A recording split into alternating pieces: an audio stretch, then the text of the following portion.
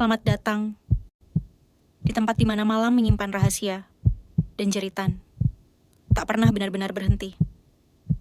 Di sini, setiap kisah adalah nyata, atau setidaknya cukup nyata untuk menghantuimu. Kau sedang menyaksikan Midnight Screams. Satu hal yang tak pernah diajarkan di bangku kuliah, bahwa beberapa perjalanan bukan sekedar tentang tujuan, tapi tentang apa yang harus dikorbankan di sepanjang jalan. Dan kali ini, pengorbanan itu bukan sekedar tenaga, bukan juga waktu, tapi nyawa seseorang.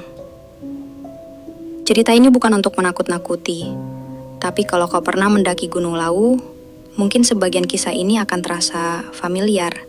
Mereka lah, Bilal, Dery, Imas, dan Dea. 4 mahasiswa Universitas 11 April Sumedang yang hanya ingin mengukir kenangan terakhir sebelum lulus.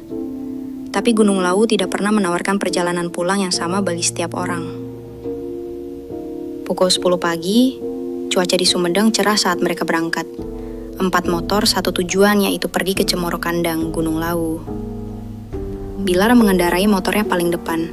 Helmnya sedikit usang, tapi posturnya tegak. Dia selalu jadi pemimpin dalam kelompok ini.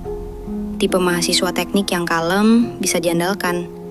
Sejak awal, dia yang mengusulkan ide pendakian ini. Mumpung belum pada sibuk kerja, sekali aja, kita tuntasin wishlist waktu masuk kuliah dulu, ujar Bila. Di belakangnya, Dery sibuk merekam vlog. Anak paling rame, tukang bercanda, suka horor tapi paling takut kalau sendirian ke kamar mandi. Wih bro, hari ini resmi, kita naik Gunung Langkar. Nanti kalau gue kesurupan, tolong jangan direkam ya. Tapi kalau bisa, viralkan aja, siapa tahu masuk FYP. Mereka tertawa. Di motor ketiga, Dimas duduk diam, membaca zikir dalam hati. Satu-satunya dari jurusan syariah, jarang bicara. Tapi saat dia buka suara, selalu bikin semua orang mikir. Nanti jangan lupa berdoa dulu sebelum masuk jalur. Lawu itu gunung tua, tempat tinggal leluhur. Gak semua hal boleh sembarangan. Terakhir, Dea satu-satunya perempuan. Mahasiswi manajemen yang dikenal kuat, mandiri, tapi punya satu kepekaan yang bahkan dia sendiri benci, yaitu indera keenam. Gue ikut karena kalian temen, bukan karena pengen uji nyali, katanya sambil memeluk jaketnya lebih erat saat angin dingin menyapa jalur menuju Tawangmangu. Di rest area terakhir sebelum base camp, mereka berhenti untuk makan. Sambil menunggu nasi goreng datang, dia membuka HP dan iseng membaca forum pendaki. Salah satu komentar paling atas membuatnya merinding.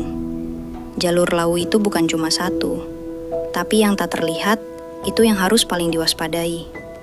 Jangan mendaki kalau hatimu berat, atau niatmu cuma senang-senang. Gunung ini memilih siapa yang boleh turun.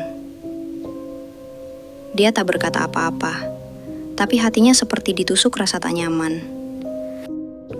Waktu itu, mereka tidak tahu bahwa perjalanan ini bukan tentang mendaki puncak, tapi tentang mencari tahu siapa yang akan turun dengan selamat dan siapa yang akan tinggal di Lawu untuk selamanya. Langkah mereka dimulai sebagai perayaan, tapi berakhir sebagai cerita yang tak pernah lengkap. Dan malam itu, Gunung Lawu sedang membuka pintunya. Menyelesaikan administrasi di base camp, 4 mahasiswa itu memulai pendakian dari jalur Cemoro Kandang. Jam menunjukkan pukul 3 sore. Langit mulai mengabu dan kabut tipis menggantung seperti tirai tipis antara mereka dan sesuatu yang sedang menunggu. Baru 1 jam berjalan, semangat masih tinggi. Bila sesekali melirik ke belakang memastikan rombongan lengkap dan berkata, "Masih kuatnya kamu, Dea?" "Masih dong, tapi kok jalurnya sunyi banget ya?" Biasanya jalur Lawu ramai, apalagi saat akhir pekan. Tapi kali ini tak ada satupun pendaki lain yang mereka temui. Dery mulai bersiul untuk mengusir sepi. Gua ngitung ya, kita 4 orang kan? Tapi kenapa dari tadi suara langkah di belakang tuh kayak 5? Bila menoleh tajam. "Lu halu kali, Der." Tapi Dery bersumpah, tiap kali mereka berhenti, Langkah kelima itu ikut berhenti, tapi selalu 1 detik lebih lambat. Matahari mulai tenggelam di balik pucuk pinus. Di sisi kanan jalur, ada batu besar ditumbuhi lumut. Dea terdiam. Tadi ada yang duduk di sana. Siapa, tanya Dimas. Perempuan, pakai kebaya putih, rambutnya panjang. Pas aku lihat, dia hilang. Bilal mendekati batu itu. Kosong, tapi aromanya melati, lembut, menusuk. Tak seharusnya ada bunga seperti itu di tengah hutan pinus. Dimas menggumamkan doa. Tak ada yang tertawa kali ini. Bahkan Derry terdiam. Malam di pos 3. Mereka putuskan mendirikan tenda sebelum hari gelap total. Angin malam menusuk, kabut makin tebal. Suara binatang malam nihil. Hutan ini sunyi, terlalu sunyi. Saat Dimas menyalakan kompor, dia tiba-tiba berkata, "Kalian sadar nggak? Jalurnya agak aneh ya. Ini bukan posisi pos 3 biasanya." Bilal mengeluarkan peta jalur. Benar, seharusnya pos ini berada agak datar, tapi sekarang justru miring ke arah lembah. Derry pun berkata, "Bisa aja kita ke kiri sedikit, atau kita dibelokkan." Malam pun datang. Mereka masuk tenda, makan seadanya. Tapi saat hendak tidur, dia bermimpi. Mimpinya, ia berdiri di tengah kabut. Di depannya, sebuah sumur tua. Airnya hitam, menguap, dan dari dalamnya muncul suara. "Kamu yang dipanggil." Tiba-tiba tangannya ditarik, kuat, dingin. Ia menjerit, tapi yang keluar dari mulutnya hanya bisikan lirih. Ia terbangun dengan keringat dingin. Tak bisa berkata apa-apa. Di gunung, ada 2 jenis pendaki. Mereka yang percaya, dan mereka yang belum pernah mengalami. Di Lawu seharusnya menenangkan. Tapi pagi itu, matahari enggan muncul. Kabut masih menggantung. Dan arah mata angin seperti berubah semalam. Saat keluar dari tenda, Bilal menatap sekeliling dengan sedikit kebingungan.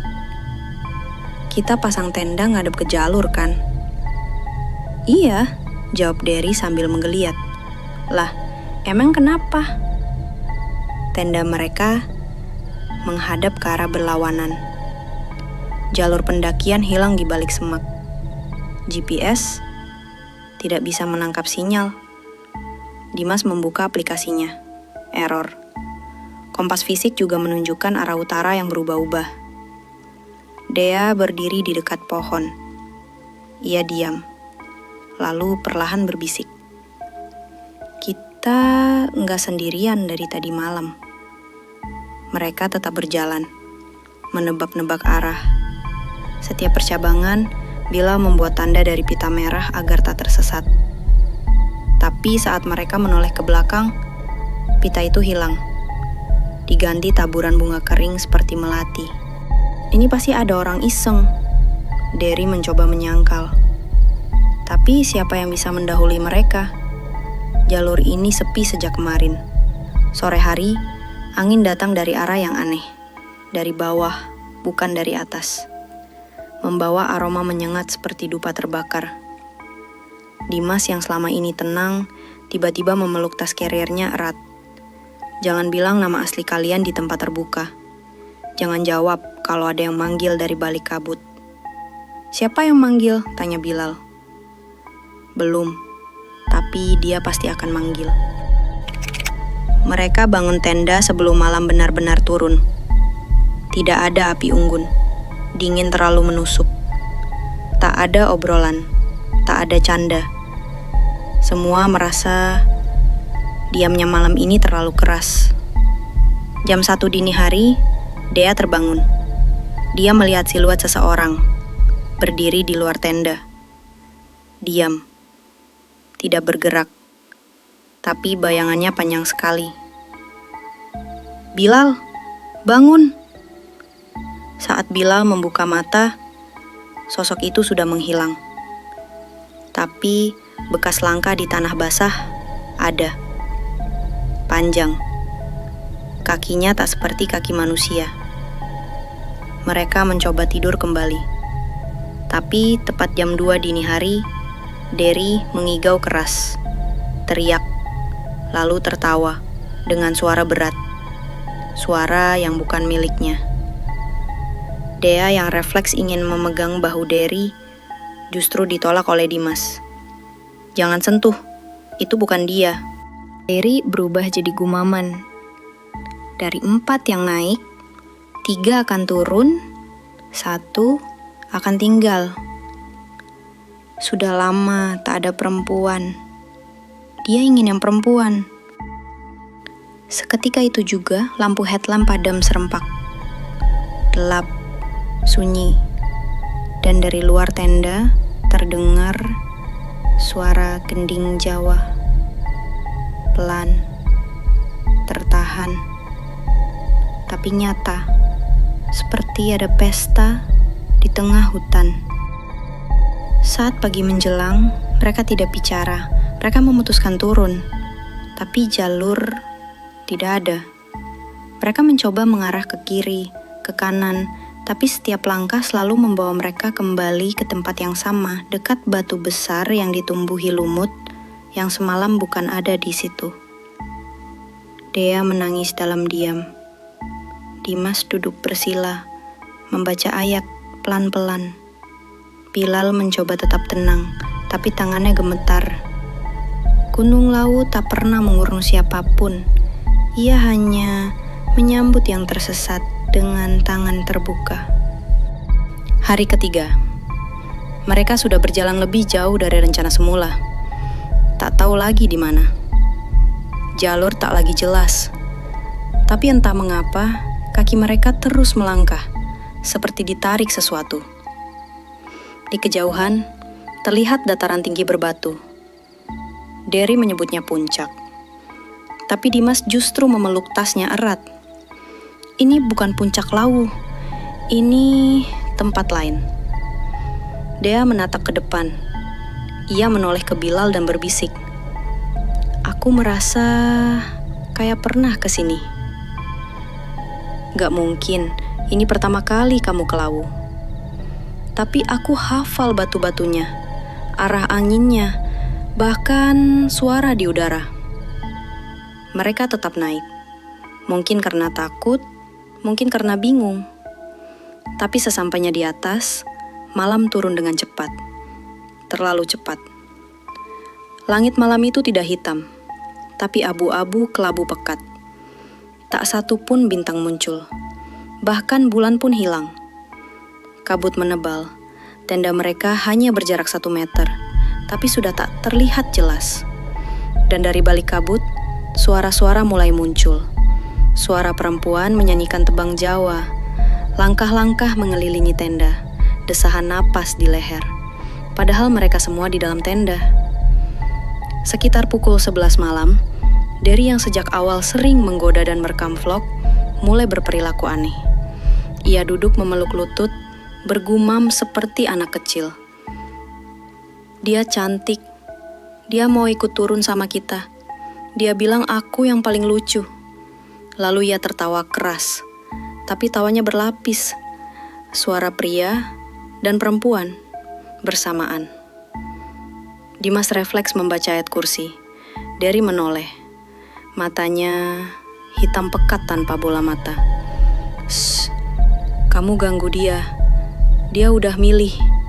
Dia suka yang perempuan. Dea menjerit. Tiba-tiba tenda berguncang seperti ditarik dari bawah. Angin masuk dari segala arah, dan semua headlamp padam.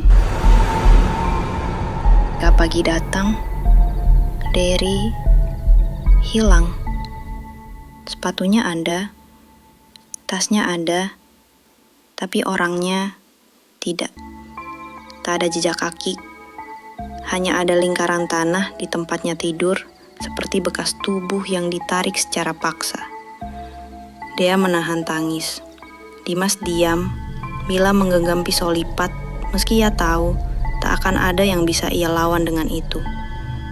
Sebelum beranjak dari tempat itu, Dea menemukan sesuatu yang tertancap di celah batu. Kertas sobek dari buku tulis dengan tulisan tangan. Yang dipanggil tidak akan bisa pergi kecuali digantikan. Gunung ini menunggu jiwa, bukan tubuh. Bila membacanya keras-keras, Dea menatap kosong. Kalau dia memang mau aku, apa dia akan berhenti kalau aku menyerahkan diri? Jangan ngomong gitu, kata Dimas cepat. Tapi dari matanya, Dea mulai pasrah. Bukan karena takut, tapi karena sadar dia sudah ditandai sejak awal. Terkadang, seseorang tidak datang ke suatu tempat, tapi tempat itulah yang memanggil mereka pulang. Dan malam itu, puncak bayangan telah memilih satu nama. Dan ketika suara gamelan menghilang, yang tinggal hanya sepi dan kehilangan. Saat satu dari mereka hilang, bukan hanya barisan yang terputus, tapi juga logika, kepercayaan, bahkan harapan. Dan di tengah kabut Gunung Lawu, keheningan bisa menjadi musuh yang lebih kejam dari sosok apapun. Dalam kabut, mereka berpisah tanpa niat. Dea terus berjalan cepat, kakinya melangkah tanpa arah, seolah ada yang menariknya, mengarahkan langkahnya menjauh dari Bilal dan Dimas. "Dea, tunggu, jangan pisah." Tapi suara Bilal terasa jauh, seperti diteriakkan dari balik kaca tebal. Kabut terlalu padat. Pandangan tak lebih dari 1 meter. Dan saat ia berhenti, tidak ada suara, tidak ada siapa-siapa, hanya desiran angin dan bisikan samar. "Dea, Dea, kamu pulang ya?" Suara itu, suara ibunya. Dengan tubuh menggigil dan lutut gemetar, Dea menuruni jalur yang ia sendiri tidak tahu. Jalur itu sempit, licin, dipenuhi semak berduri. Tapi suara itu terus memanggilnya. "Mama di sini, Dea. Ayo pulang, Nak." Matanya mulai basah. Ia merindukan rumah.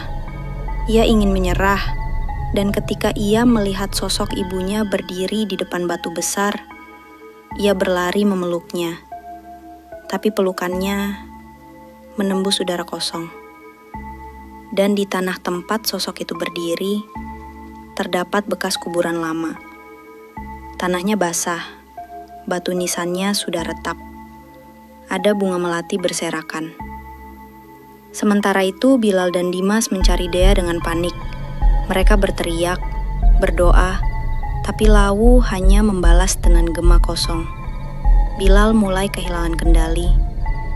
"Kenapa semua ini bisa terjadi, Mas?" ujar Bilal. "Karena kita tidak paham tempat ini. Kita kira gunung hanya jalur dan puncak, tapi ada wilayah yang bukan untuk kita." Mereka berhenti di sebuah batu datar. Di sana mereka menemukan jejak kaki Dea. Tapi anehnya, hanya satu arah, tidak ada jejak kembali. Saat malam mulai turun, Dimas tiba-tiba jatuh terduduk. "Ada yang pegang kaki saya." Bilal menoleh. Tanah di bawah Dimas seperti bergerak. Seperti ada tangan menarik. Bilal menariknya kuat-kuat. Dimas berteriak, tapi dari mulutnya keluar tanah merah, seperti baru saja menelan sesuatu. Setelah berhasil menarik Dimas keluar, mereka hanya sempat berjalan beberapa puluh meter sebelum Dimas tiba-tiba berhenti. Menatap lurus ke hutan yang hitam.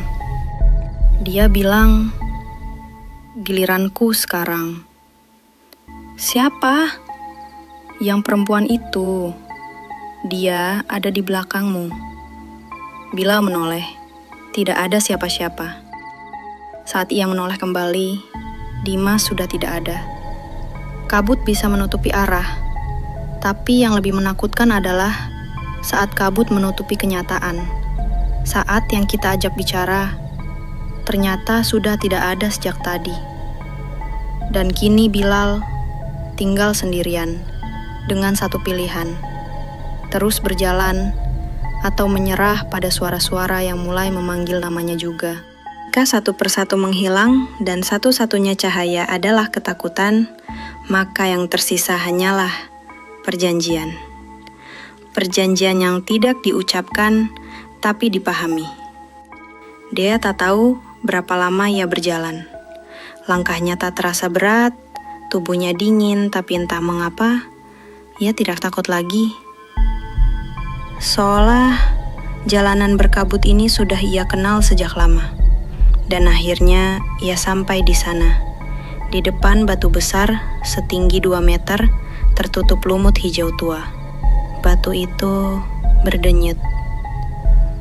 Di depannya duduk seorang wanita berpakaian kebaya putih, rambut panjang menjuntai menutupi wajah. Ia tidak bergerak, tapi Dea bisa mendengar suaranya langsung di dalam kepalanya. Kamu mendaki tanpa izin, tapi kamu perempuan yang kuat.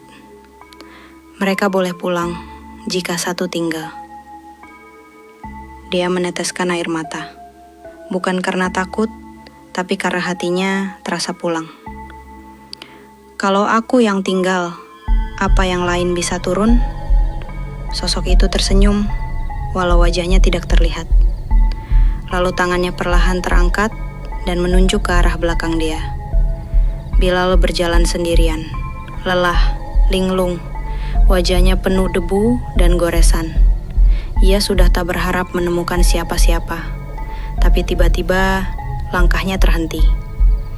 Di depannya berdiri Dea, sendirian, tenang. Dea, astaga, Dea, kamu hidup? Aku baik-baik saja, jawabnya lembut. Bilal berlari mendekat. Tapi Dea mengangkat tangan pelan. Jangan dekat-dekat, aku cuma mau pamit.